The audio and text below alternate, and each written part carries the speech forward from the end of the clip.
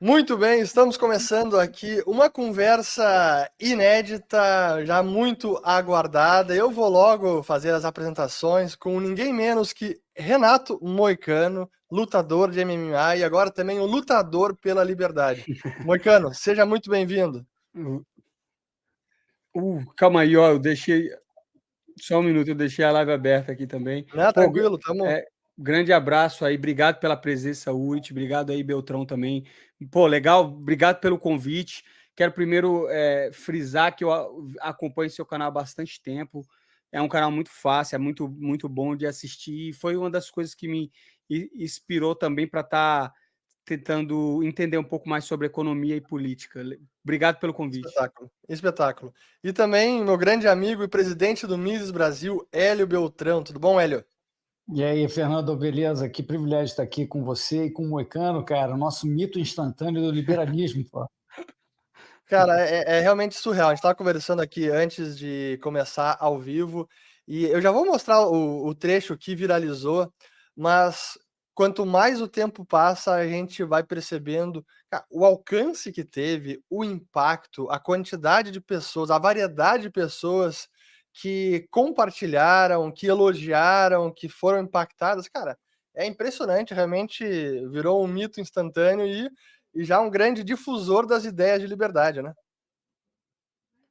Perfeito. Incrível. Assim, o UFC hoje em dia é uma máquina muito grande. O UFC ele começou por brasileiros, né, para mostrar como o jiu-jitsu seria a melhor arte marcial do mundo. Então eles promoviam mesmo briga de rua contra a capoeira e tal, até que chegou um ponto que um dos filhos do cara que inventou o jiu-jitsu, Hélio Gracie, ele foi para os Estados Unidos dar aulas e ele dava aula assim para celebridade, para artistas, até para o Chuck Norris.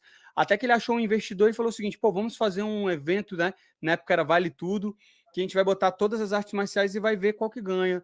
E aí nisso aí nasceu esse UFC hoje, esse modelo de negócio, esse esporte que foi vendido, acho que na época por $1 milhão. Hoje, se eu não me engano, vale 14 bilhões de dólares. É um behemoth, né? Que os caras falam, é um monstro gigante É. que tem várias holdings, que tem. Hoje em dia tem o WWE, tem um monte de coisa. Então, o alcance, e eu ouço falar assim que a produção que o UFC faz e o marketing deles é inigualável em outros esportes. Então, você vê pessoas se tornando estrelas, assim, campeões de um dia para a noite. O alcance do UFC é realmente muito grande. E No até início não tinha uma. nem. Não, só ia te falar, pô, no início não tinha nem Fala. categoria, né, cara? Não, Os era gregos botavam exatamente lá. isso. Era exatamente isso. Era você ia lá, se inscrevia e eles vendiam como se fosse um duelo até a morte, porque não tinha muita regra. O É juiz não podia surreal. interromper, exatamente. Era uma coisa realmente meio barbárica, né? E aí, com o passado, as pessoas foram se adaptando à televisão, à venda de pay-per-views. E hoje em dia, esse esporte aí que movimenta, pô, bilhões de dólares todo ano e também dá essa visibilidade aí para os atletas. É impressionante que até o pessoal me perguntava aqui antes de começar a live, pô, mas você, Fernando, se interessou pelo UFC agora que o Moicano falou de Mises ou já acompanhava? E, cara, já acompanhava desde esse início. Eu lembro que no comecinho no Brasil, ele passava no canal Multishow, não era nem Sport TV, era no Multishow e gravado meses depois. E era um espetáculo tipo, cara, gladiador no Coliseu. Assim, que não era, só não podia mordida e não podia dedo no olho. Fora isso, tudo podia. Podia, exatamente, era exatamente isso. Uma Muito louco. loucura. Mas deixa eu E como que. colocar aqui na tela. Fala ele, depois eu coloco o trecho aqui. Não, depois, não, bota aí. Eu fiquei muito curioso de saber como você começou, Moicano, nessa questão de luta e tal. De luta, Ah, fu eu comecei a treinar judô quando eu tinha 8 anos. Minha mãe, ela me colocou no judô porque eu sempre fui muito ativo, assim, eu sempre aquela coisa de criança, dava trabalho. É que nem meu filho aqui, que dá um trabalho do caramba, tem que botar natação, tem que botar um monte de coisa. Aí ela me botou no judô e eu sempre gostei muito de competição. Eu não parei mais, eu passei minha vida inteira competindo, treinando. Eu cheguei a fazer direito, porque meu pai queria que eu me formasse numa faculdade. Eu cheguei até o 5º período, só que eu decidi largar tudo para me tornar lutador. Comecei a dar aulas de luta também na época, devia ter 20 e poucos anos, e decidi seguir minha carreira, larguei faculdade, larguei tudo. Aí passei a me dedicar 100% à luta, só dando aula e treinando. Aí, quando eu entrei no UFC, eu parei de dar aula e consegui me dedicar 100% só para a carreira de lutador, e venho fazendo isso desde 2014 como profissão, e uma coisa que eu gosto bastante, assim, eu gosto muito, para já te falar um pouco sobre... Moicano, por que você fala tanto de liberalismo? Por que você fala tanto desse liberalismo econômico clássico? Porque se você é atleta, não tem como você ser intervencionista ou socialista, porque o atleta é aquele negócio da meritocracia pura, né? Você ganha, você tem, você perde, você não tem. E é assim que tem que ser. A gente não pode subsidiar no esporte de nenhuma forma. Eu vejo, é como você pegar o Anderson Silva lá no auge dele e falar, não, você está ganhando demais, você tem que dar espaço para o outro. Não existe isso no livre mercado e não existe isso na vida. Então, esse foi um dos valores que me atraiu a tentar estudar essa economia austríaca também, a lei da eficiência, a lei da realidade, a lei do mercado. Né? Foi espetáculo. Até deixa eu pedir para todo mundo que está assistindo aqui, pessoal, duas coisas. Primeiro, compartilhar o vídeo para que mais pessoas assistam a essa conversa. E também, muito importante, na descrição do vídeo aqui, o primeiro link é o novo canal do Moicano, onde ele vai falar mais sobre esses temas, economia, política, lutas. Então, se inscrevam no canal do Moicano, tá aqui o link, vocês vão ajudar pra caramba. Então, vejo vocês lá também, porque ele vai fazer muito conteúdo sobre esses assuntos. Mas, Fernando, deixa fala eu... o link aí para Fala. quem não tá vendo a tela do link. Conta aí Renato, o link. o nome do podcast é Renato Moicano Podcast, mas o problema é que eu pedi para botar o link, porque se você bota lá, vai para um monte de outro podcast em inglês, porque eu tenho um canal já, Exato. eu tenho um canal em inglês e eu também dou muita entrevista aqui fora. Como o canal ainda é pequeno, aí não está aparecendo em português, mas eu quero fazer um conteúdo em português justamente porque eu tenho muita facilidade de falar. Em inglês é difícil para mim elaborar temas complexos, eu quero, com esse canal, não só falar, mas aprender bastante, porque eu vou ter condições de falar com caras como vocês. Pô, o presidente do Instituto Mises, o Fernando está há quanto tempo, né, falando de economia, vivendo de investimento. Então, é uma forma até de eu aprender de graça ainda, olha a ideia. Espetáculo. Até que toda a equipe da Liberta Investimentos, empresa que eu sou sócio também, está mandando abraço para você, Moicano. Pô, Mas deixa eu abraço. colocar aqui o trecho, porque é muito bacana, a gente vai assistir aqui junto. Quem nunca assistiu, então vai assistir agora pela primeira vez. Vamos lá. Let me tell you something. I am a huge advocate of the First Amendment. And let me tell you something. Today, of course, I want the 300K bonus, but they're not gonna give me because somebody asked and they say, hey, this is fucking Disney, you cannot curse. So, I'm not gonna do my speech, but first of all, I love America. I love the Constitution. I love the First Amendment. I want to carry an own fucking guns. I love private property. And let me tell you something. If you care about your fucking country, read Ludwig von Mises and the 6 lessons of the Austrian Economic School, motherfucker. Let me tell you something. Cara, que espetacular, que espetacular, velho. É engraçado, né? Tudo é estranho, é diferente. E meu inglês torna mais engraçado ainda. Eu acho que as pessoas gostaram, se identificaram com isso, foi bem legal. Não, foi muito bacana.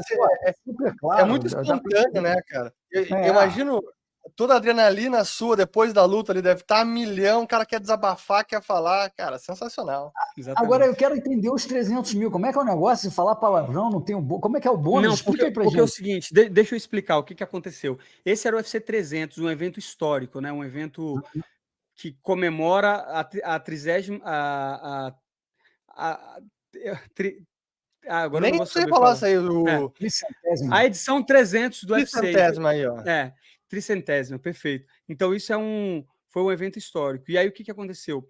O UFC hoje em dia ele foi adquirido pela ESPN, né? Ele não foi adquirido, na verdade, eles negociaram como se fosse a plataforma de streaming que passa o UFC. Então, a ESPN, ela é da Disney. E num dia antes, na pesagem, eles reuniram todos os atletas e eles já sabiam que eu gosto de xingar, que eu gosto de falar.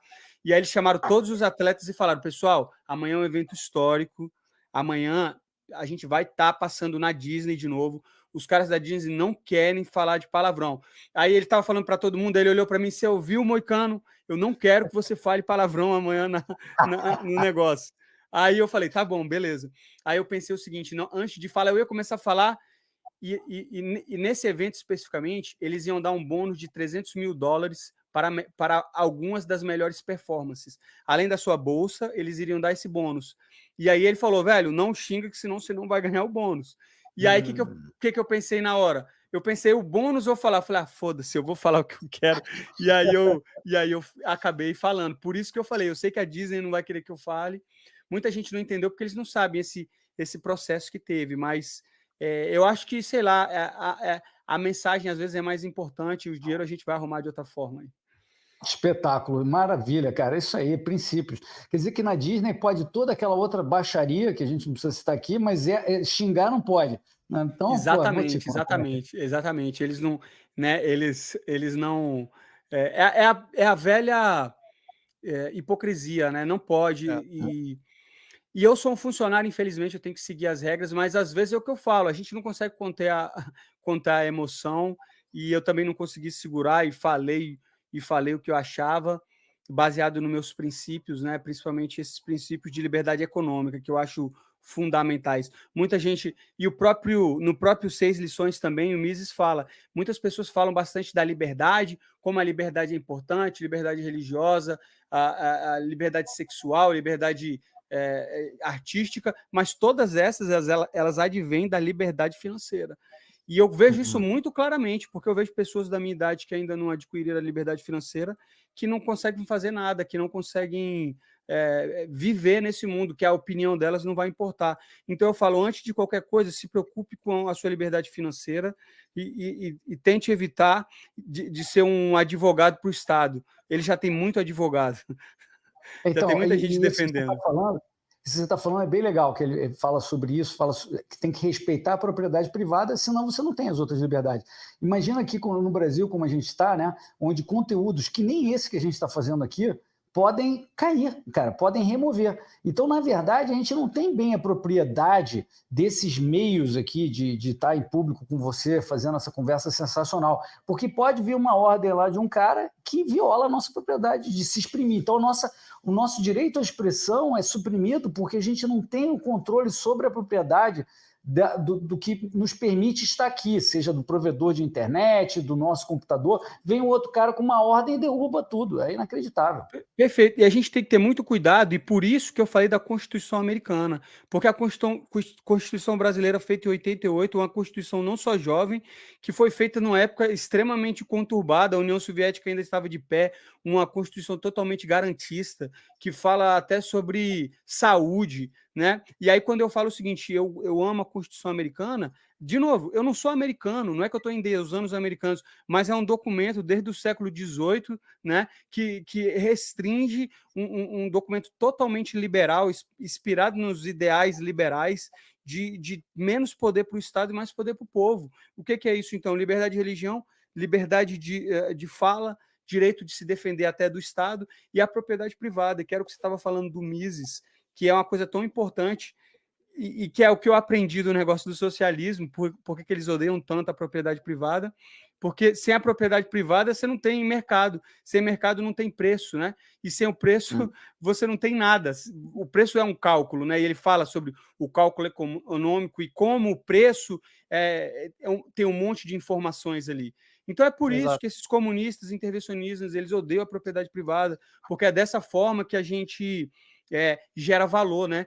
Com a propriedade privada, os meios de produção, gerando trabalho, aí eles falam, não, isso aí você está oprimindo o cara, você está gerando valor, sem preço você não gera valor, né? Então, tudo isso eu aprendi nesse livro simples, um livro que às vezes parece que você é inteligente, parece que você sabe um monte de coisa, mas não, velho.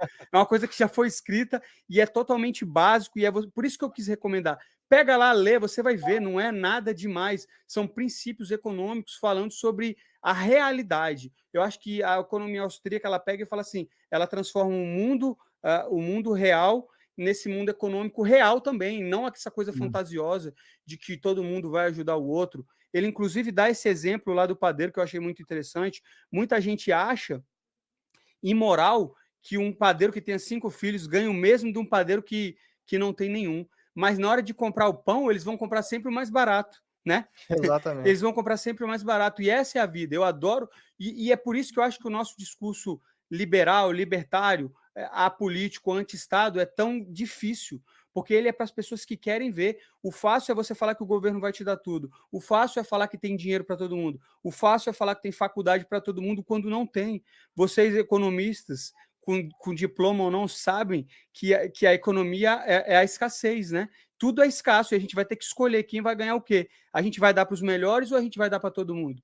Ou a gente vai pegar e distribuir tudo para todo mundo? Isso não existe, né? Então, esse livro abriu muitas portas e abriu minha mente para muitas coisas, e eu quero que as pessoas leiam e tenham esse entendimento. E é fácil, é uma lida, 6 lições, 6 palestras que vai mudar completamente a sua visão de mundo.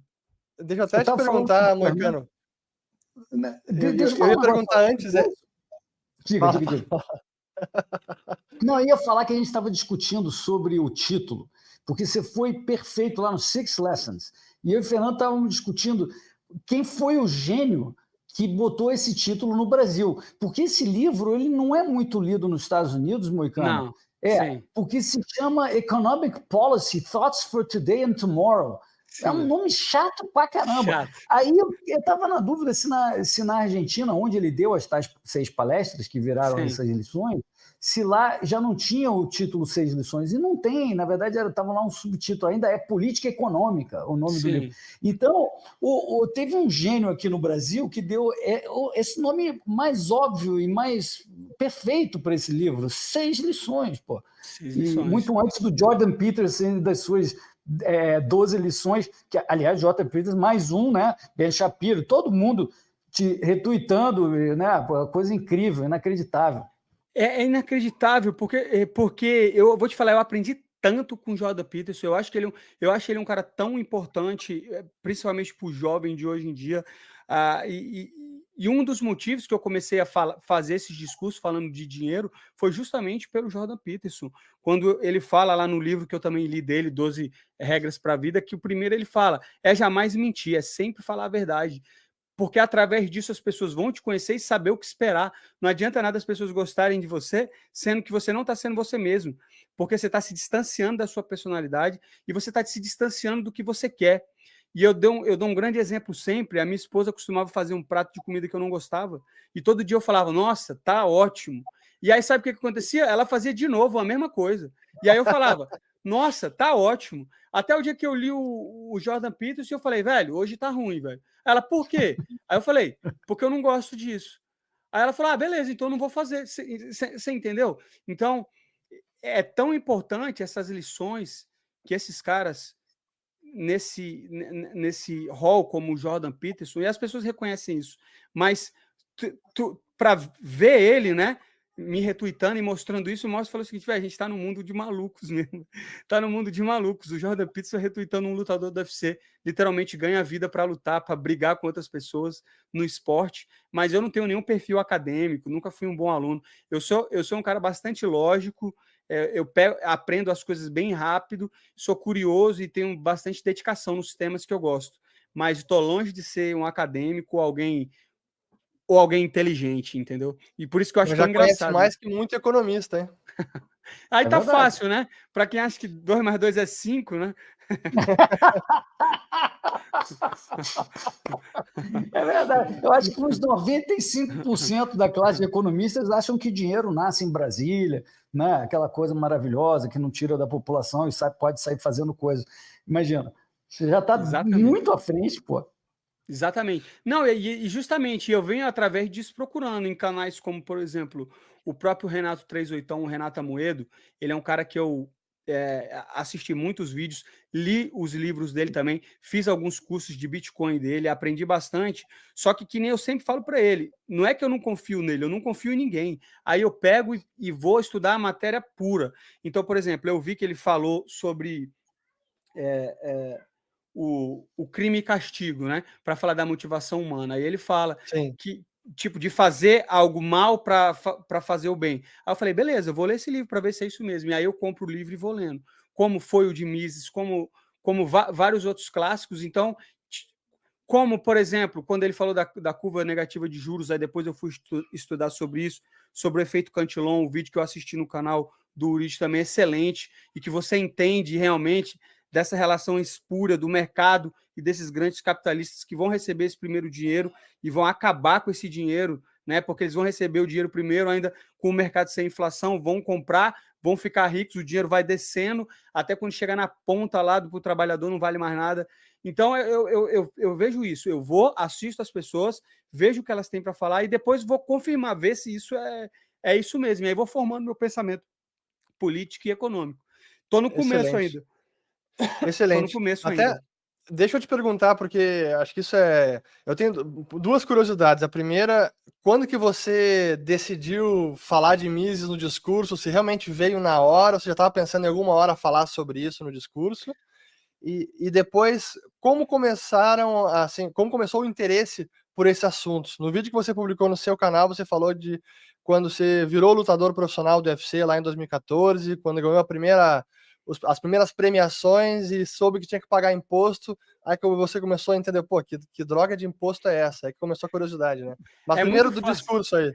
É muito fácil você fazer um cara deixar de ser socialista e a primeira coisa é você dar dinheiro para ele. Assim que ele ganhar dinheiro, ele vai ver que esse não é o caminho, né? Que você, agora que você conquistou, você não quer dar o seu dinheiro. Mas foram várias formas. O primeiro é o seguinte: eu faço tudo pensado, eu penso bastante no que eu vou fazer. O que eu queria mesmo era falar de Bitcoin depois da luta, certo? Mas o que acontece é o seguinte: o Bitcoin também ele existe um preconceito, porque muito das pessoas do espaço do Bitcoin e do cripto, eles são tipo uma religião também. Então isso afasta bastante investidor. Eu, inclusive, vi um vídeo seu, do próprio Fernando Urich, falando sobre isso, dizendo exatamente isso, velho. Você é investidor, só porque você não conhece essa tecnologia, não quer dizer que não é importante você aprender. É muito fácil você pegar e negar como bolha. O que talvez seja, porque quando você aprende sobre economia austríaca, você vê que nada tem um valor intrínseco, tudo é o valor que as pessoas dão na coisa, mas então tudo é uma bolha, se a gente for pensar nessa forma, tudo é o que as pessoas acreditam que ela é. Mas eu vejo que esse pessoal do cripto também, muitas das vezes, eles são extremamente radicais, tendem a negar o mercado legacy totalmente, tendem a negar qualquer outro produto financeiro, e aí eu pensei, só que eu sou apaixonado pela ideia do Bitcoin. Eu sou apaixonado pela ideia de você ter a real propriedade privada. Como você estava falando, se o Brasil não respeita a propriedade privada, nenhum lugar respeita. Se eu não pagar o IPVA, eles tomam a casa. Se não pagar toma o carro. Se não pagar o IPTU, eles tomam. Então não existe mais a propriedade privada. Existe cessão de direito, né? Mas o Bitcoin não. Se você tiver autocustódia, você tem... você tem a real propriedade privada disso. E não só isso, a questão de descentralização. Você estuda os Estados Unidos, você sabe que o que deu certo é descentralização, menos poder para o governo central, mais poder para mais pessoas pensando é sempre melhor. O Bitcoin pega todos esses conceitos austríacos, teoria dos jogos, escassez, descentralização, e bota numa moeda que vai ser o futuro. Então eu gosto disso. Só que eu não queria chegar lá e falar de Bitcoin, porque senão iam pegar e falar, olha lá, só mais um maluco falando disso. E aí quando você pega e fala de Mises, você está falando de Bitcoin, velho, entendeu? Só que de uma forma em que eu consigo agregar muito mais gente, como vocês dois. Hoje eu estou aqui falando com vocês dois. Se eu tivesse falado de Bitcoin, eu não teria, né? Então essa foi o que eu pensei. Beleza. Só que ao mesmo tempo, é uma ideia. Só que eu não sei se vocês viram a luta, eu tomei um knockdown no primeiro, o cara quase me nocauteou. Eu vi, cara. Eu vi. Depois eu voltei. Então a pessoa fala, Moicano, como é que você lembra do que vai falar? Eu não lembro, eu tenho ideias de princípios que eu já tenho, que nem os que vocês estão me perguntando agora. Então, quando o cara me pergunta alguma coisa, eu vou falando, e isso vai desencadeando vários processos que eu já pensei na minha mente. Então, eu só falei várias coisas que eu já pensava no momento oportuno, com algum tipo de reta de estratégia pensada, mas não tem como eu pensar 100%, até porque 5 minutos atrás eu estava no chão tomando soco. Exatamente. Sensacional. E aí, como é que foi essa... Você estava falando como é que começou, beleza. O interesse pelos assuntos, isso. A primeira coisa foi isso. Então, eu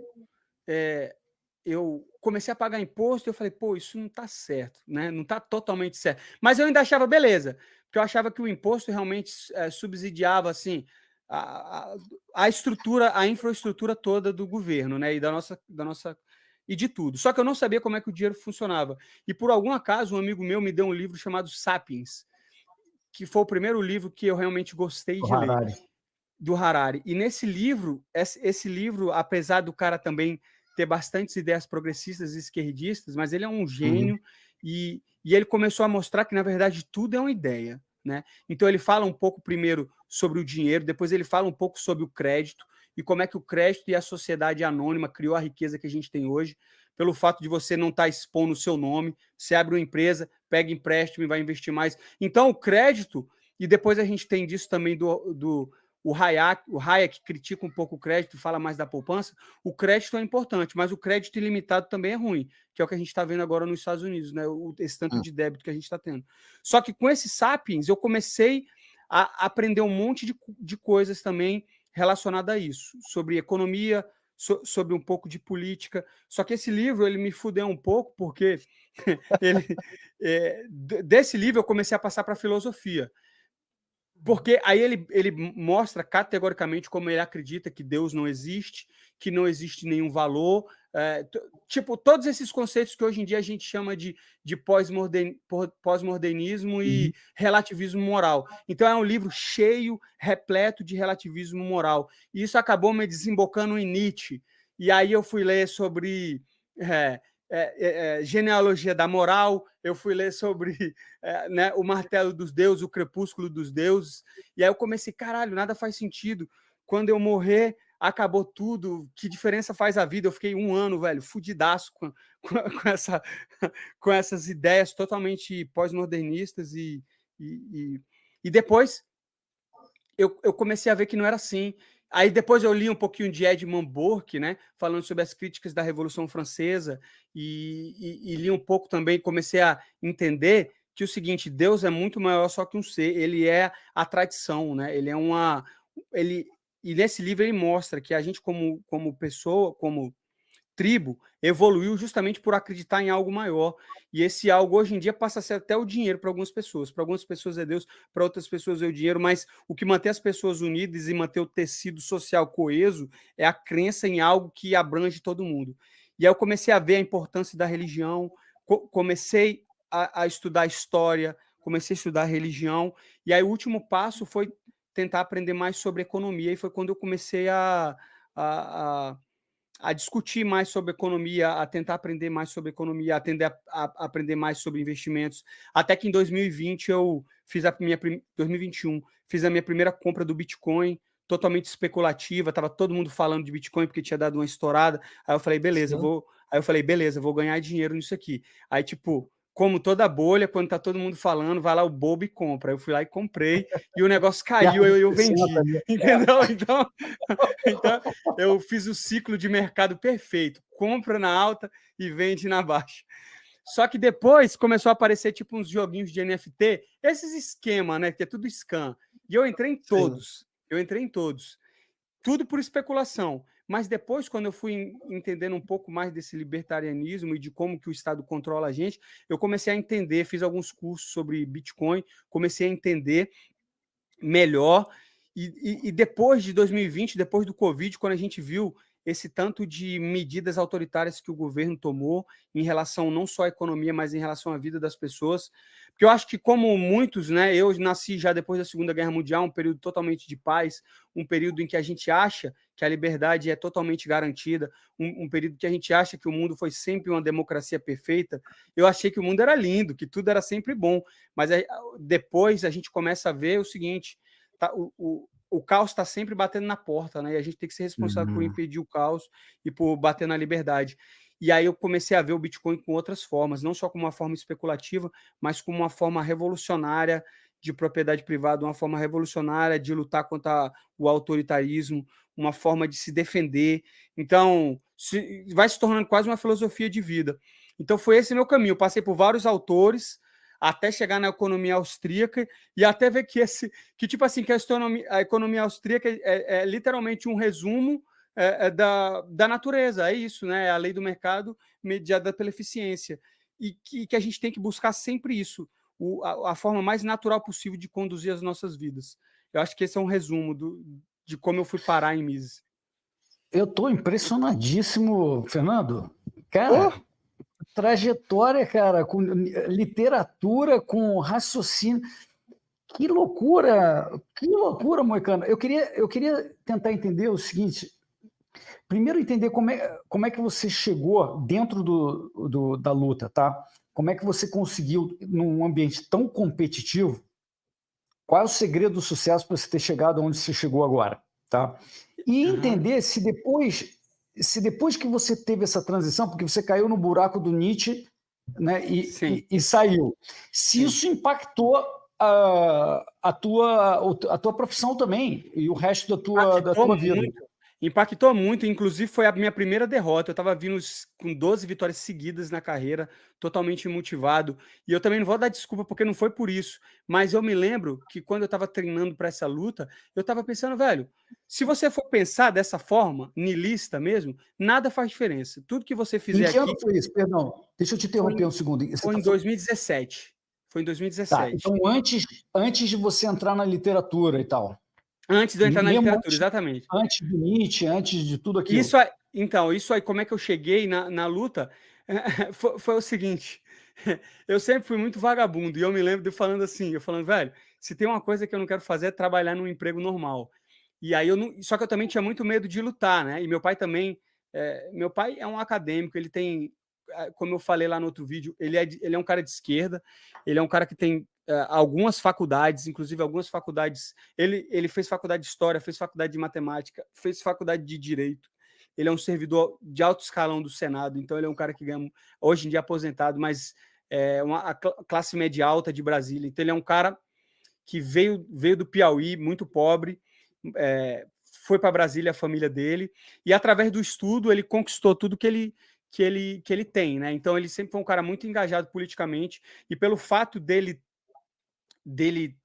estudar na UNB nos anos 70, né, nos anos 80, ele é um cara totalmente de esquerda e sempre foi essa visão lá em casa. Mas por que eu estou te falando disso? Porque ele achava o que muita gente achou, né? Que o educacionismo ia salvar a gente. Isso é uma coisa que o Renato Trevisan fala bastante, que a faculdade ia me salvar. Então ele queria que a minha irmã, que a gente fosse para a faculdade, que a gente trabalhasse num emprego formal. E eu sempre tive a ideia que isso era meio esquisito, entendeu? Eu sempre achei, eu falei, não, a gente tem que fazer o que a gente quer, né? Que é um pouco lá também da economia austríaca, né? Do caminho da servidão também, de você buscar fazer o que você tem vocação para fazer. Eu sempre pensei dessa forma. Então, eu achei na luta esse meio de fazer algo que eu gostava, sempre gostei de esporte, joguei futebol, eu fazia tudo, sempre fui bastante atlético assim, e na luta, uma coisa que eu gostava, eu comecei a competir, comecei a ficar bom, e aquela coisa, quanto melhor você fica numa coisa, e quanto mais as pessoas falem que você é bom, você vai querer fazer mais. E aí eu entrei nesse ciclo de ser bom, dos meus professores acharem bom, de eu competir bem, mas nessa época meu pai ainda mandava eu fazer faculdade, ele pagava minha faculdade na época, eu não passei na faculdade pública, era particular, então eu me senti obrigado, eu também não tinha renda, mas até que um ponto eu falei o seguinte, velho, quer saber? Mesmo que eu seja pobre pro resto da minha vida, eu vou fazer as coisas que eu quero.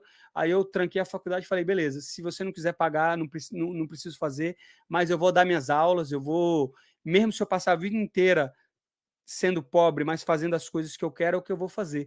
E, incrivelmente, no ano que eu decidi fazer isso, foi quando minha carreira deslanchou totalmente, foi quando eu entrei no UFC, aí eu já aluguei um apartamento, fui morar numa kitnet, fui abrir uma academia no Brasil, antes de vir para os Estados Unidos, então abri a academia, estava indo para o UFC, estava tudo indo bem, e essa é uma das coisas que também me levou ainda mais para o liberalismo, tanto que eu vi que é difícil empreender no Brasil, abri uma academia, passei anos trabalhando e era só imposto, era só fiscalização, era só... Porra, é uma dificuldade para quem tem negócio no Brasil. Depois de um tempo, acabei vendendo a academia, vendendo não, entregando, né, para não ter que fechar e ter que vender e ter que pagar os aluguéis. Eu acabei entregando para alguns amigos e vim com mala e cuia aqui com a família para os Estados Unidos e desde então não voltei mais. Então, foi assim que eu comecei no esporte e no MMA e no UFC. Eu sou um cara muito, como é que eu posso dizer? Intenso no sentido de tudo que eu vou fazer, eu faço totalmente o que eu vou fazer, eu me entrego totalmente. E na luta foi diferente. Então, o segredo o segredo, na verdade, não tem nenhum segredo e vocês sabem disso. Eu tenho certeza que vocês sabem disso. É tipo fazer todo dia a mesma coisa. Mesmo que esteja chato, mesmo que não esteja. Mano, se você quer aprender sobre economia, você vai pegar todo dia e vai ver algum tema. Se você quer lutar, você vai todo dia para academia. Entendeu? O que você quiser fazer, se você todo dia fizer, você vai ficar bom e aquilo vai te render frutos. Agora, se você tiver uma vocação natural, você vai chegar mais longe, com certeza. Acho que essa foi minha direção, E mais aí ou a menos, aí no UFC. literatura te alterou na profissão depois que você leu e saiu do Alterou fundo desse, Nietzsche? porque depois desse Sapiens que eu entrei no Nietzsche, aí foi o que eu te falei, eu perdi a luta, e aí eu ficava pensando, foda-se também, mas se eu morrer, se não tem Deus, se não tem céu, nada faz diferença se eu perder ou se eu ganhar. Aí eu comecei a entrar nessas viagens de que tudo que eu fizesse seria irrelevante, porque não faria diferença nenhuma, né, nos próximos 100, 200 ou 300 anos, mas logo depois dessa derrota e desse período meio niilista que eu tive, foi quando eu mudei para os Estados Unidos, vim para os Estados Unidos com tudo, e aí eu passei bastante perrengue, e aí acaba rapidinho esse papo de niilismo também, de filosofia, entendeu? Vim para os Estados Unidos com a minha esposa, na época a gente ainda não era casado, fiquei morando de favor na casa de um amigo, um apartamento de 1 quarto, ele tinha uma esposa e uma filha, e a gente morava num apartamento de 1 quarto, eu fiquei morando 6 meses na sala dele, treinando todo dia, me dedicando todo dia, até que eu ganhei mais uma luta e com o dinheiro consegui alugar um quarto, dividir um quarto com um outro pessoal, e aí minha vida foi só melhorando, eu fui só morando aqui nos Estados Unidos, eu só comecei a conversar com as pessoas, comecei a conversar de dinheiro, comecei a falar, caramba, que parada diferente do Brasil. Quando eu vou para o Brasil, o papo sempre é outro. Tipo, quando eu vou para o Brasil, quando eu vou para Brasília, o papo é, tipo, passar em concurso público, ou então o papo é pegar uma verba com um deputado para fazer um campeonato disso, daquilo. Aí, tipo, eu comecei a perceber, eu falei, caralho, tudo no Brasil gira em torno do governo. Totalmente um intervencionismo, né, um garantismo, Capítulo 3, né? Exatamente, intervencionismo. Tipo, tudo está relacionado ao governo tendo protagonismo na economia, especialmente em Brasília. Então, eu sou de Brasília, eu sou de uma bolha, eu sou de onde as pessoas não fazem ideia do que é iniciativa privada, e quando a pessoa não faz ideia do que é iniciativa privada, ela não faz ideia do que é responsabilidade, do que é bater meta, do que é, se você não ganhar, você perdeu. E por isso que eu falo que não tem como você ter um cara esquerdista no esporte, porque você sabe, se você perdeu, a culpa é sua, e o seu resultado depende de você, que é uma filosofia mais liberal e libertária do que isso, não existe. Então, o atleta não depende do outro, ele depende só dele mesmo. E quanto antes você conseguir entender isso, você vai mudar sua mente. Mas, então, rapidinho eu mudei a minha mentalidade, assim, de um cara mais intervencionista, um cara que acreditava mais no Estado, para vir para os Estados Unidos, onde, tipo assim, os cidadãos que ainda, né, principalmente alguns, é muito dividido aqui, você tem muito republicano e muito democrata, mas principalmente os republicanos, eles vão falar muito disso, Constituição, um império da lei, todo mundo é igual perante a lei, e no Brasil a gente vê que não é assim, entendeu? E esse é o grande problema para mim do Brasil. Eu não quero entrar muito e nem entrar em polêmicas, mas o grande problema é o seguinte, nos Estados Unidos ele nasceu como essa república, em que a primeira coisa é o seguinte, como você não vai ter um rei, a lei é igual para todo mundo, somos todos iguais aqui. E num país como o Brasil, eu sinto que não, eu sinto que as autoridades públicas e políticas, elas sabem que a lei é diferente para ela. Inclusive porque a gente viu agora, eles querendo até aumentar, né, o tamanho do foro privilegiado para depois do mandato, para crime depois do mandato. Se isso não é um tapa na cara da sociedade, eu não sei o que é. Então o cara não é nem mais deputado, ele não está nem mais falando, nem representando ninguém, mas se ele cometer um crime comum, ele ainda vai ser julgado pelo foro privilegiado. Então, é realmente o Brasil. E quando você estuda a história, você vê que a Revolução Americana foi contra a opressão, contra um governo autoritário, contra imposto, contra centralização, a favor das pessoas, e no Brasil já foi o contrário, um golpe militar, né, contra a monarquia, positivista, e que sempre foi comandado por oligarquias, e não é diferente. O Brasil é uma grande, grande oligarquia, há famílias que mandam nesse país e não querem abrir mão desse poder. Então, a única coisa que eu posso falar é o seguinte: estude sobre Bitcoin, estude sobre liberdade financeira, estude sobre saídas também, né? Não só físicas, mas monetárias, estude sobre outras coisas, porque, como diz lá o Renato 381 bem, é mais fácil o macaco mudar de árvore, é difícil mudar o país. Eu entendo quem quer, mas você vai ter que estar disposto a morrer, como estavam os 3% aqui nos Estados Unidos, que é outra coisa que eu falei no vídeo também. Sempre vai ser a menor parte da população que vai estar disposto a enfrentar qualquer dificuldade, e eu acho que no Brasil não é diferente. Mas o Brasil tem essa história dessa grande oligarquia. A gente vê essa república do café com leite, depois a gente vê Getúlio Vargas, a gente vê... O Brasil não é de hoje, não, isso é muito tempo. Por isso que tem que tentar estudar um pouquinho desses capítulos da história, e tá tudo ligado, política, história, economia, né? E são temas que me interessam. Pô, espetacular, assim, Moicano, demais Aula. mesmo. Impressionante se você, no meio da profissão, com todas as horas de treino que você tem que se dedicar, mais a família. Eu sei que Mas aí você eu vou tem te falar um filho negócio para também. você. Lutador reclama muito. Lutador é tudo vagabundo. Eu falo, tempo é o que mais tem. Tempo é o que mais tem. Sabe qual é a minha rotina? Eu acordo, às 10 da manhã eu vou pro treino, a meio-dia eu tô em casa, às 5 da tarde eu vou pro treino, às 8 da noite eu tô em casa. Então eu treino 3, 4 horas por dia, entendeu? Tudo bem que eu fico bastante cansado, mas eu consigo tempo para fazer o que eu quiser, velho, entendeu? E a maioria dos lutadores não, eles pegam e quer jogar videogame, quer assistir série, entendeu? Então cada um tem o que trabalha, porra, né? Se você trabalha por conhecimento, você vai ter conhecimento. Se você quer diversão, eu não tô na hora de me divertir, não. Eu tô na hora de ganhar dinheiro, tô na hora de investir, eu tô na hora de fazer a diferença, eu tô na hora de mudar quem acredita que eu sei algum. Não que eu sei, quem acredita na mesma linha que eu, porque como eu tô te falando, eu tô começando, mas eu tenho uma ideia. Se a galera quiser vir junto, meu irmão, vem. Porque outra coisa que eu ia te falar é o seguinte: eu chego na academia e todo dia eu pergunto alguma coisa. Então eu assisti um vídeo do Urit lá, aí eu vou falar: galera, você sabe o que é efeito Cantillon? Galera, você sabe o que é taxa negativa de juros? Você sabe o que é taxa Selic? Você sabe o que é o, né?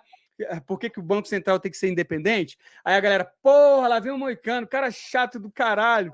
Aí eu já saio, aí eu vou conversar com quem quer ouvir, entendeu? Então, eu acho que é isso, a gente tem que procurar quem pensa parecido com a gente para a gente poder melhorar. Essa é uma boa forma da gente se especializar. E por isso que eu acho tão importante para mim estar aqui falando com vocês, porque eu quero aprender, quero material, quero dica de investimento. Pô, a gente um tem que sempre ajudar o outro. E vocês vão me ajudar muito mais do que eu ajudar vocês. Pode ter certeza. É uma via de mão dupla, pô. A gente se ajuda junto. É o que você aprendeu lá nos livros, pô. Os dois ganham. Com certeza, exatamente. Sempre tem que ser uma win-win situation, né? Perfeito.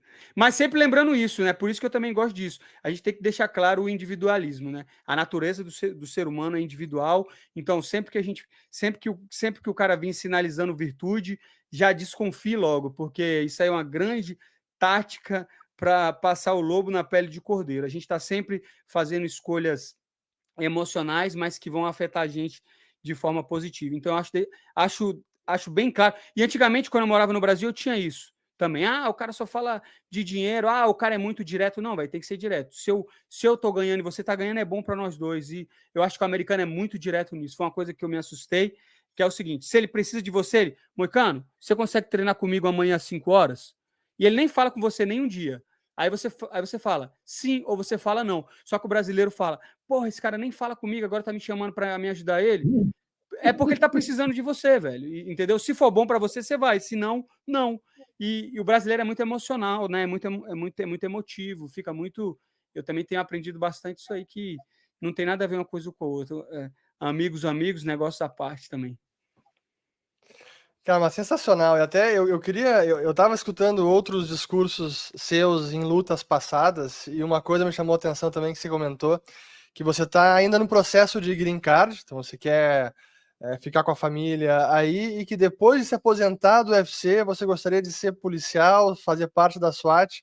Isso ainda permanece esse objetivo? Não, eu já tenho o green card há alguns anos, né? Na entrevista eu falei que eu ia me naturalizar.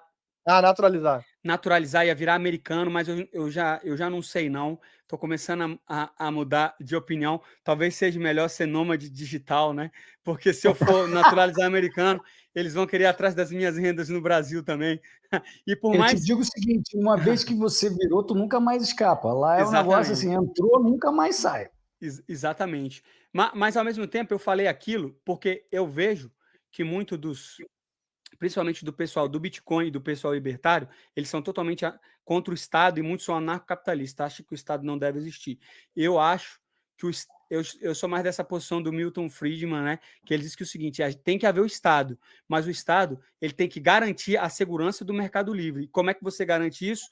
Evitando que tenha fraude. Porque se não tiver fraude, eu acho que qualquer contrato é válido. Então, eu acho que a gente tem que diminuir o Estado e fazer com que o Estado cuide do que precisa. Sistema de justiça, segurança, defesa do país, né? Polícia. Então, tudo relacionado a law enforcement. E por isso mesmo que depois que eu me aposentar, eu quero sim entrar para a polícia aqui. Eu falei brincando, eu vou sim me naturalizar americano. Eu aprendi muito aqui e quero construir minha família aqui, meu filho é americano, quero entrar para a polícia e quero devolver, que é outro senso que eu não sinto, que eu sinto bastante do americano e não do brasileiro, que é a questão de devolver para o Estado, de devolver para o país, né? Não para o governo, para o país, para o Estado, no seguinte sentido. Não tem coisa mais bonita do que você defender, né, a sua comunidade, o seu país, a sua família. E quando você tem esse senso de coisa pública, é muito interessante, porque você vai tratar aquela coisa melhor. E eu acho que o brasileiro não tem muito disso, até porque muita corrupção. Então, eu acho que o brasileiro só pensa o seguinte, vamos tirar tudo que a gente pode e foda-se o próximo. Eu sinto que o americano, ele já tem... E é engraçado que é nas pequenas coisas. Eu vou te dar um exemplo. Mesmo se você estiver num bairro extremamente rico, como o americano ele é extremamente consumista, todo ano ele muda os móveis da casa inteira, porque é isso que faz a economia girar, né? Então, tipo, os caras fazem promoção lá, sei lá, Labor Day, 4th of July e tal, o cara pega e muda todos os móveis dele, velho. Só que ele não pega e vende, ou alguns até vendem e tal, negócio de Facebook, mas a maioria bota, tipo assim, tem uma quarta-feira do mês que eles botam esses móveis todos do lado do lixo, não dentro do lixo, mas do lado, para as pessoas que quiserem pegarem esses móveis, velho. Olha que doideira. Então, por exemplo, eu mesmo, quando estava morando nesse apartamento, a gente passou lá, pegou móvel de TV zerado, pegou várias coisas zeradas, e todo mundo sabe, tanto é que, tipo assim, se você for falar com os imigrantes, com o pessoal que está chegando agora, eles sabem até o dia que vai rolar isso para poder pegar. Então, querendo ou não, eu sinto que eles têm um grande senso de comunidade, e foi o que eu falei, eu sinto que isso também, porque se você aliar o livre mercado com algum tipo de regra que seja maior que a gente, religiosa, isso vai dar bom, porque as pessoas vão tender a trapacear menos nesses contratos. Esses contratos vão ser mais fáceis, a máquina vai funcionar melhor, porque o grande problema do livre mercado é você ter gente tentando trapacear, né? Que é o que está acontecendo aí, que eu também vi todos os vídeos, os grandes bancos hoje em dia, né? Essas big techs, isso tudo, não estão fazendo o livre mercado. Então, muita gente põe na culpa do liberalismo e do livre mercado um capitalismo de Estado, né? Um fascismo mesmo, que o pessoal também não sabe o que é, adora falar de fascismo, mas não sabe do capitalismo de Estado e de que, na verdade, esses laços entre esses lobistas, esses grandes empresários, é totalmente espúrio, é uma coisa totalmente errada e que não representa o liberalismo. Mas eu estou falando de tudo isso porque então eu quero dar de volta para a sociedade essa mentalidade, o retorno financeiro que eu tive. Hoje eu tenho a minha casa, hoje eu tenho meus investimentos, eu tenho um carro, tudo graças à empresa privada dos Estados Unidos, do UFC, tudo graças tipo, a minha disposição de correr atrás, de trabalhar, de empreender, de guardar o dinheiro, de investir e de acreditar nesse sistema. Então, eu quero ser policial, eu acredito que eu vou poder fazer a diferença sim, mas vai saber, daqui até lá tem muita coisa para acontecer, né? Mas esse é meu plano. Moicano, você pegou o foguete aí do American Dream, que é uma coisa impressionante, que acontece com muita gente, né? É incrível, realmente, os Estados Unidos, muda a perspectiva e tal. E você, além de ter se tornado um herói aí dos liberais e tal, você se tornou um herói dentro dos Estados Unidos também, né? Você vê a repercussão, o fato de você citar a Constituição, né, de você citar os valores americanos, agora você vai ter uma voz enorme para os americanos, independente de serem classical liberals ou não, entendeu? Eu acho que você vai ter uma oportunidade, você vai ter ouvidos muito atentos a você. E com o teu repertório aí você vai arrebentar. Acho que você vai conseguir devolver o que você está querendo muito rápido, porque a minha impressão dos Estados Unidos é que eles estão muito carentes desse retorno às bases, né? Desse retorno aos Estados Unidos estilo da fundação. Então, eu acho que você vai ter um papel bacana para eles também, para os americanos. Perfeito, e por isso que eu fiquei impressionado. Você vê o Ben Shapiro, né, uma liderança conservadora, o Dr. Peterson também, outros caras como o próprio David Smith, que é um comediante libertário. Eu vi. Na verdade, eu já até marquei de fazer um podcast com ele. Ele me mandou mensagem já desde antes, já não foi nem antes, não foi nem nessa luta, entendeu? Já troquei mensagens com ele também, expliquei meu ponto de vista libertário, liberal, as minhas ideologias. E ele fala: caralho, onde é que você aprendeu isso, velho? Como é que você está falando sobre essas coisas? E aí eu também falei um pouco sobre tudo isso, mas eles ficam impressionados justamente por isso, porque a gente sabe que esse materialismo e a economia dos Estados Unidos como ela gera muito conforto também. E as pessoas acham que elas são entitled às coisas, elas vão esquecendo do que tornou elas grandes. É como um atleta que treinava às 6, às 5 da manhã e ele começa a ganhar dinheiro, ele deixa de treinar, começa a treinar às 8. E você tem que estar sharp ali, né? Você tem que estar afiado no que você quer e no que o país quer. E é isso também. A gente está lutando também contra uma agenda muito forte aí, o woke, uma agenda como se fosse reversão dessa mentalidade americana. Tanto é que é o seguinte, eu ainda estou lendo o livro A Revolta de Atlas, né? Um livro muito grande, eu estou na metade ainda, quando eles fizeram o trem lá do Metal Readen, o Readen e a dona da fundação do trilho John Galt, né? Eu estou lendo esse livro e eu escolhi ler esse livro mesmo, porque esse livro, nos últimos 100 anos, tinha sido o livro que mais os americanos tinham lido. Então, tudo começa na literatura, né? Começa nessa história, nesse mito fundador dos americanos que vieram para cá, nesse mito até desse liberalismo, desse produtor, do John Galt, né? Que tira esses produtores do lugar onde só tinham sugadores. Isso vai criando uma mentalidade dos americanos. Só que hoje em dia já não é mais esse livro, você está entendendo? Então as coisas vão mudando e eu acho que eles estão precisando de pessoas que pensam em resgatar esses ideais que é o hard work, né? Dedication, hard work e dedication. Não tem outra. Ninguém vai fazer diferente. Outra coisa que o Renato Trezeitão fala e eu acho muito legal é o seguinte: que antigamente o homem que vivia do suor do trabalho de outro homem era chamado de bandido. Hoje em dia ele é chamado de socialista. E é exatamente isso. As pessoas querem viver do trabalho das outras. Só que o mundo é uma tradução da selva. Você tem que se sustentar, velho. E o Jordan Peterson fala isso no livro dele também, 12 Regras para a Vida. Saiba que se você não estiver carregando o seu peso, alguém vai estar. Entendeu? Então, se você não estiver andando com suas próprias pernas, você está nas costas de alguém. Só que como as pessoas não entendem economia e não entendem o governo, elas acham que dá para todo mundo ser carregado, mas não dá, você tem que andar com suas próprias pernas. E se você quiser correr, aí é outro papo, meu amigo. E se você quiser pegar uma bicicleta, aí já é outro. E o carro, então, vai demorar muito mais. Então, essa é a minha visão, e eu acho sim que eu vou fazer diferença.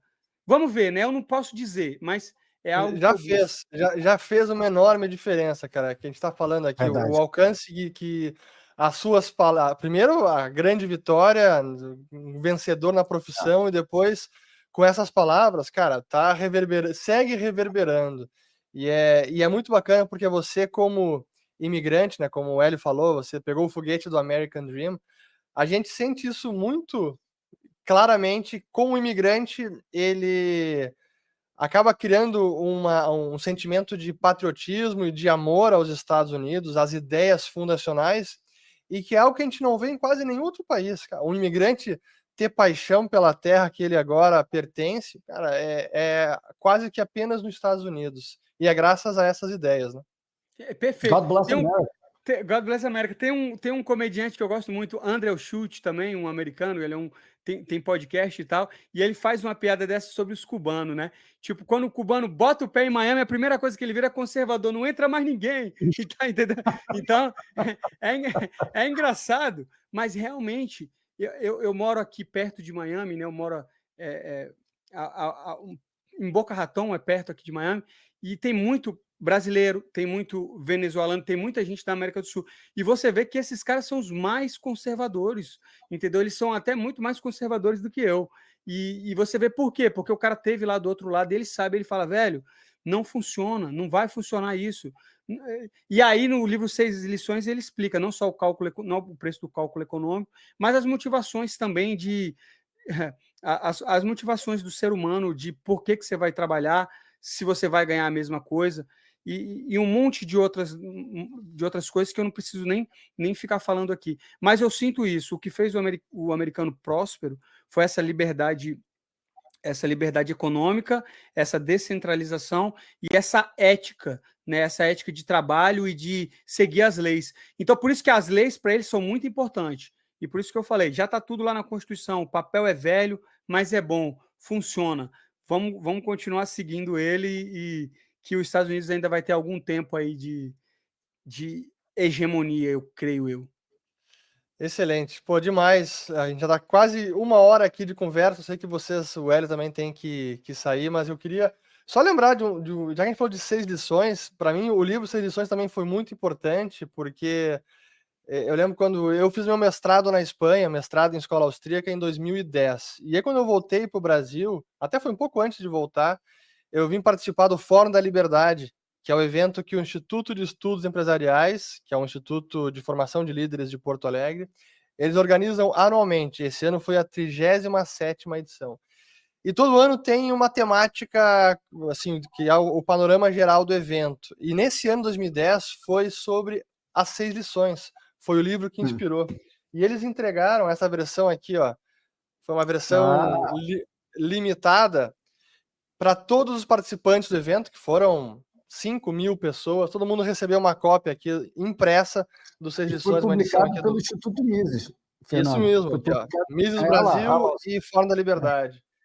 E, cara, para mim, é um livro fantástico, fácil leitura, mas ele é transformador. Ele pode iluminar muitas mentes mundo afora, né?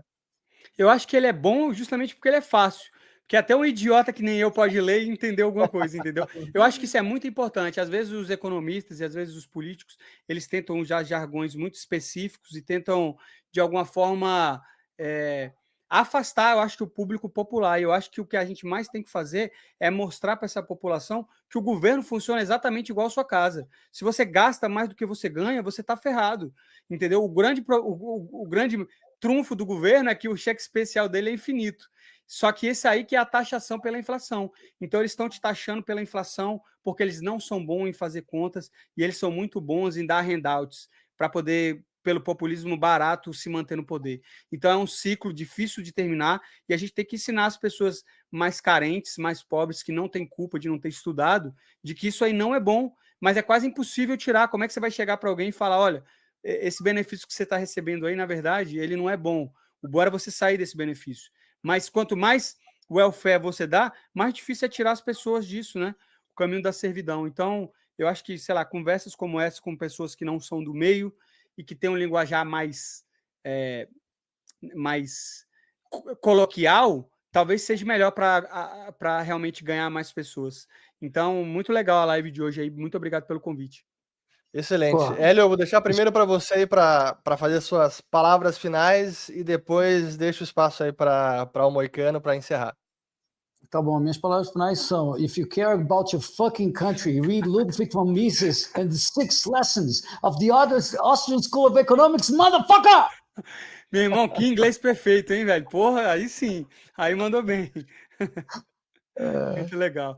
Pô, queria agradecer a vocês dois aí, pô, uma grande oportunidade, uma grande exposição de poder estar conversando sobre esses temas aí, que na verdade eu adoro conversar e não tenho nem quem conversar. Às vezes eu pego a minha esposa aqui, começo a falar, ela também já, puta, lá vem você. Só tem um amigo meu que adora conversar sobre isso também, que é um economista lá de Brasília, que também conheço ele desde pequeno, era o único cara, todo mundo era de esquerda, só esse cara que era de direita, então é o único cara que eu converso, Gabriel Jorgense, sempre conversando de política, mas outra pessoa não, todo mundo na academia também não. Então, sempre que quiserem me chamar um bate-papo aí, vai ser bem legal para mim, beleza? Muito obrigado aí. E só o último lembrete, quem quiser ouvir mais, se você não gostou, não precisa, mas se você gostou, vai lá, Renato Moicano Podcast, que eu vou trazer convidados aí para falar sobre esse tipo de tema. Se você gostou, vai lá, se inscreve.